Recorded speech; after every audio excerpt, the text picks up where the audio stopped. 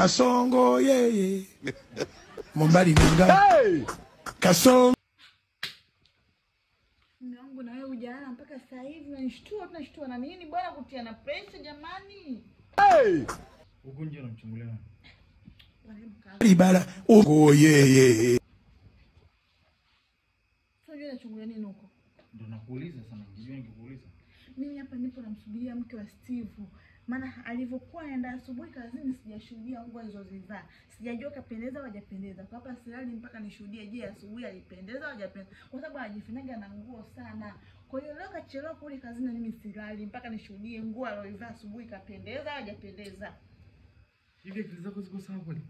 Yaani umekaa mwanzako kaenda kazini, uanza kujua amevaaje kama mpendeza au hajapendeza. Yule ameenda kuingiza hela, unaingiza nini? Unaingiza nini? God have Unajifanyaga na nguo mno majirani zetu. Yaani wananifanya na nguo sana. Huna. Kama ni mwanamke mimi nafanya. Kama huna kama mimi sema tu. Nguo Inakusaidia nini? Mimi nataka nijue amependeza au hajapendeza na hapa leo silali mpaka nishuhudie. Hapa nasubiria gari lao tu likifika nimo. Wanakesha tu getini. Je, geti italia? Nikisema pendo wenyewe.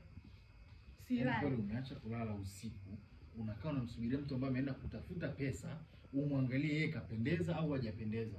Akili zako ziko sawa. Pesa zao mimi hazinusu, nataka nijue je alivyovaa asubuhi leo. Sema hapa nimepigwa. Kama ni mahali ni Tony unajua mimi ninachokitaka. Nataka nishuhudie je nguo aliyovaa leo asubuhi kameitisha kapendeza au hajapendeza?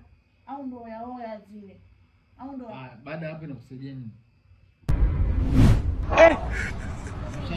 Mpendeza au hajapendeza? Baada ya hapo Tony mke Steve anajifanyaga na nguo sana. Alafu anajeuri.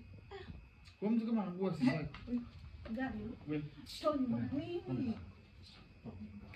Sheila. Yeye. Mombali nanga.